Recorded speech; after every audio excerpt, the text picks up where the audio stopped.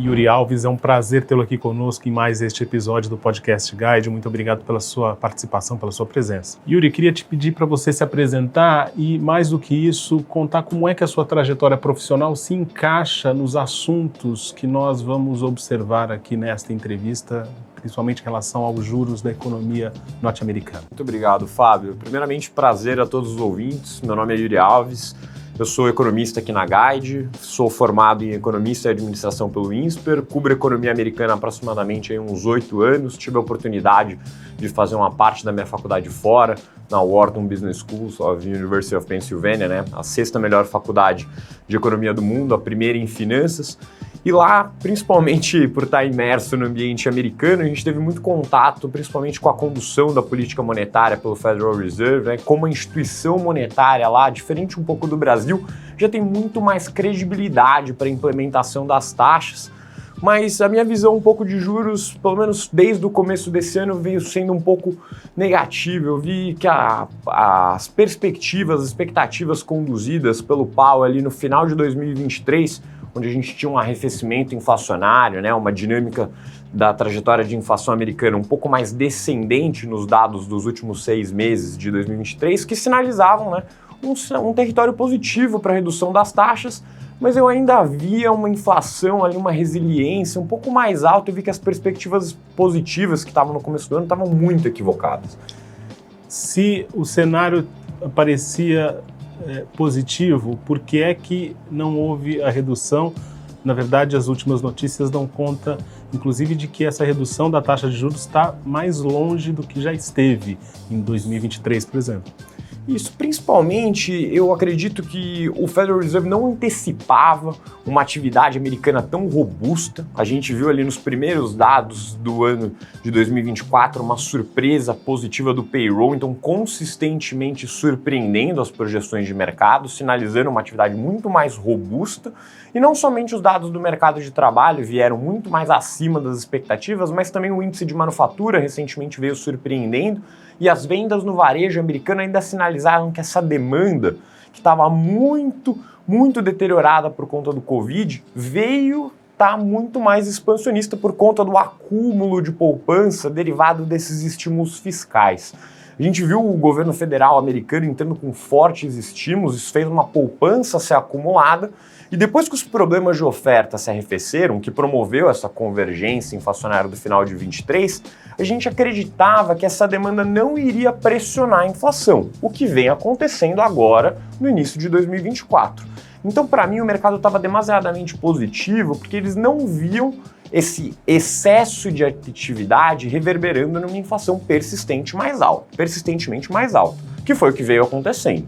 Então, para mim, eu vejo que os cortes não só eram demasiadamente otimistas, a gente tinha uma previsão de 150 pontos do começo do ano e já ia começar a encortar em março, os dados negativos de janeiro fizeram empurrar as projeções para junho, e aí a gente teve fevereiro e março também mais dados negativos, surpresas altistas que projetaram, né, o início de corte só em setembro. Confesso que pelas minhas projeções eu estou um pouco desalinhado com o Fed, vejo uma inflação mais alta do que eles para 2024 e talvez sem cortes de juros se a gente não tiver ainda sinais claros, aí, principalmente no PCI de março que sai no final desse mês. Qual é o impacto desse ambiente econômico no que se refere às eleições norte-americanas de 2024, Yuri? Olha, uma coisa muito importante para a credibilidade, principalmente do Federal Reserve, é você estar blindado de pressões de ciclos eleitorais. Porque o que acontecia no passado? Quando as instituições monetárias não tinham credibilidade, acontecia de você ter uma interferência política, que é hoje o que também permeia um pouco do território brasileiro, dessa transição do Roberto Campos Neto, próximo presidente do Banco Central. Então você fica um pouco com medo de ser um Tombini 2.0 aqui no Brasil e como o presidente do BC vai atuar. Dado que o sistema americano já é muito mais crível, já tem anos de instituição, a gente não vê um potencial risco eleitoral, mas é uma coisa muito impopular para o atual presidente.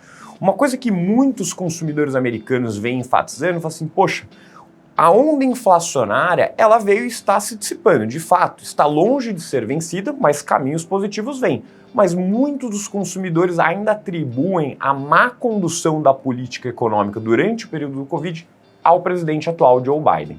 Óbvio que a gente tem um candidato muito impopular na outra ponta, no sentido, né, de extremismos, dizendo, né, em Trump, não só em termos de algumas políticas econômicas controversas, de fechar a economia, mas principalmente porque taxas de juros mais restritivas, feitas e praticadas pelo BC, elas têm impactos dúbios, né? No sentido de, é muito ruim para a trajetória da dívida americana, que vem sendo um ponto de foco do Congresso, principalmente, que foi muito levantada, né, até onde essa dívida vai crescer, mas eu não acredito que seja um risco para a condução da política monetária, muito mais para a reeleição do atual presidente do que, de fato, para a condução em si mesmo.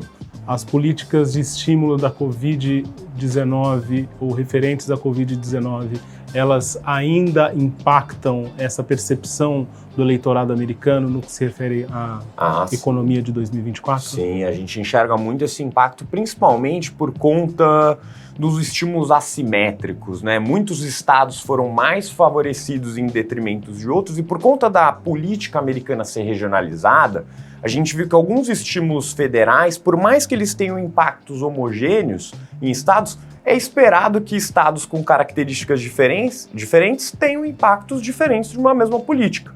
Então você vê estados que eram muito democratas e um pouco mais pobres, sendo com impacto menos amplificado do que estados mais ricos, por exemplo, né? Citando ali Boston, que teve uma grande expansão econômica durante o pós-Covid, né? Essa estabilização. Então muitas pessoas olham e falam assim, pô, o estímulo federal foi bom, mas foi bom para o meu vizinho e não para mim. Então essa regionalização a gente está vendo muito, principalmente para as pessoas terem esse sentido de, putz, ele favoreceu alguns estados em detrimento do outros. Na verdade, o impacto seria diferente, né? As pessoas só não conseguem efetivamente metrificar isso. Por falar em impacto, Yuri, como é que esse cenário da economia norte-americana 2024 impacta a economia brasileira no atual momento? Quais são os fios ou os pontos de contato entre um ambiente e outro? Olha, eu acredito que o principal ponto de contato, que já vem sendo mencionado pelos principais dirigentes do Banco Central, principalmente o Diogo Guilhem comentou muito isso, é o efeito cambial.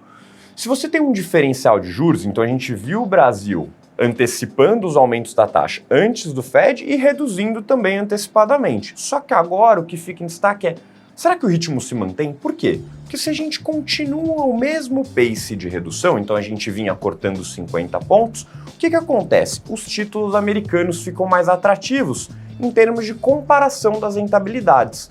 Lembrando que você está recebendo os títulos americanos em dólar.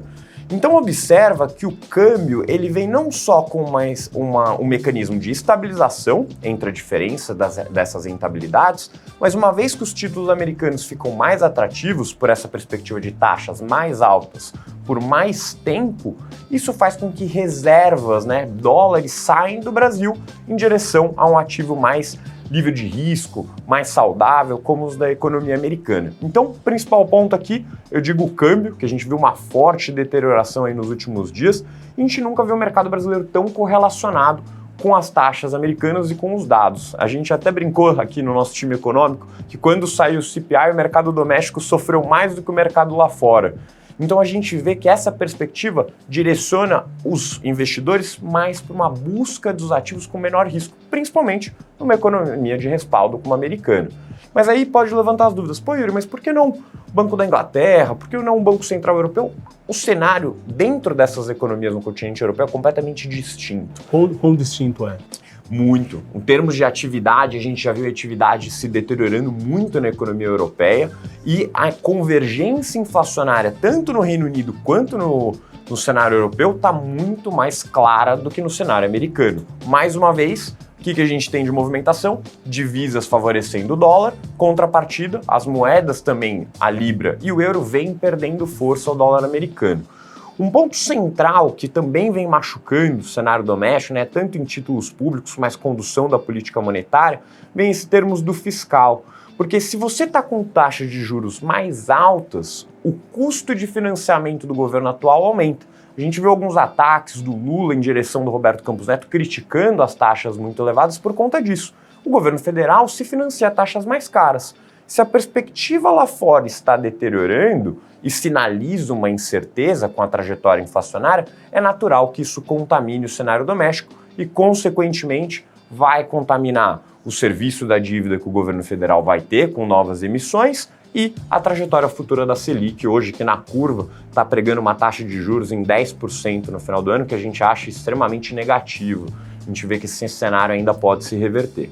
Mas essa relação do presidente Lula com o presidente do Banco Central em 2023 era bastante arisca e de lá para cá ela vem se arrefecendo. No entanto, nos últimos dias aí houve uma troca de notas que gerou um certo ruído no mercado financeiro. Fala pra gente um pouco do impacto ou das consequências desse bate-rebate. Olha, em termos da condução da política monetária do Roberto Campos, a gente viu ele ganhar o prêmio de melhor presidente do Banco Central ali durante o período da Covid pela condução de excelência das taxas de juros do Brasil, antecipando o movimento inflacionário, o que, de certa forma, quando você deixou nos patamares de 13,75, isso bate muito no governo federal. Principalmente porque a gente tem uma característica no Brasil de um governo que gosta de gastar e nunca de reduzir gastos. Então, quando você tem essa troca de gestão, lembrando que quem indicou o Roberto Campos Neto foi a gestão passada do presidente Jair Bolsonaro, o Roberto Campos ele vem já de uma indicação de uma oposição. Então, o Lula já tem um ataque não só pela indicação do antecessor dele, mas também por conta dessa dinâmica, porque ele quer financiar gastos, ele quer auxiliar a economia a crescer e ele rebate nessa oposição do Roberto Campos. Essa troca de notas, principalmente de quem vão ser os nomes, né, que sucedem Roberto Campos, a estrutura da meta fiscal, né, que são os tópicos mais em alta dessa última semana, ela sinaliza um ponto de preocupação. Por quê? Se você tem uma dívida estruturalmente crescendo maior que a sua taxa de crescimento do Brasil, que vem sofrendo reajustes para cima, né, positivos, a sua capacidade de pagamento diminui, porque os juros incorridos estão muito altos. Então, por que está com tanto medo, né? Por que o ruído permeia tanto essa dinâmica?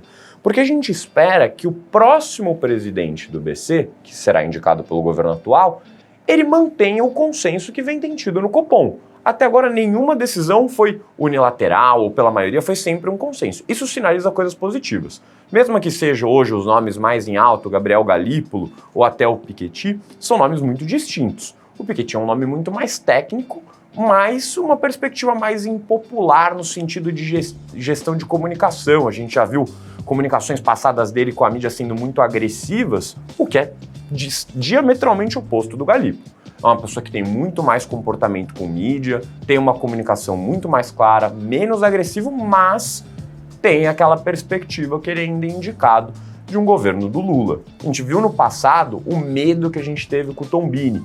Na indicação da Dilma, o Tombini foi conhecido por um evento muito clássico do brasileiro, que foi o cavalo de pau, onde a inflação brasileira estava muito alta e ao invés de ele aumentar juros, né, para arrefecer essa pressão inflacionária derivada da demanda, ele foi lá e cortou.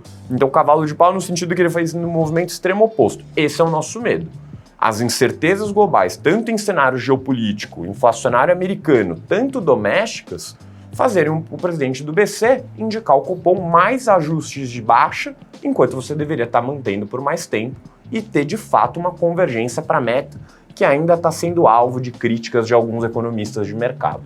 O fato dessa indicação corresponder também a próxima gestão, no caso do governo federal, a indicação do presidente do Banco Central, incidir também na próxima administração do governo federal, não blinda o eventual presidente do BC em relação a essas pressões políticas, Yuri? Olha, eu acredito que o Roberto Campos fez uma frase que eu acho que ratifica muito esse sentido de blindar, que ele fala assim, eu recomendo para o próximo que entre, independente de quem seja, ter a firmeza de falar não. Então, no sentido que ele já vê que essa pressão política vai ocorrer, independente do indicado, seja ele alinhado com o Lula ou seja ele uma pessoa mais técnica aos olhos do mercado. Então, eu acredito que sim, ele tem uma certa blindagem pela estrutura das reformas que a gente fez anteriormente, mas elas ainda são muito recentes. O Banco Central brasileiro, ele não tem nem 50 anos de história de consolidação. Ele foi independente muito recente. Antes, no governo da Dilma, ele ainda sofria fortes pressões políticas. Então, sim, eu acredito que ele é blindado, mas ele não está 100% livre de pressões, tá? Eu acredito que ele vai sofrer muito, principalmente ao decorrer dos próximos 2 anos do governo Lula. Por que esses próximos 2 anos são decisivos, para além desses dados que você já apresentou? Tem a ver com gestão das empresas públicas? Quais são os outros eventos no radar? Olha, é comumente conhecido que nos 2 últimos anos de qualquer governo, não digo especialmente do Brasil, né, que eles façam mais estímulos econômicos e, se ele tem a liberdade, fazer estímulos creditícios. Por quê? Como é no seu segunda parte do mandato, o efeito de políticas fiscais e creditícias ou monetárias, ela tem um efeito de curto prazo muito forte. Então, qual que é a impressão do governo ou da população? Poxa, a economia está crescendo, a economia está bem, só que a inflação só vai bater depois.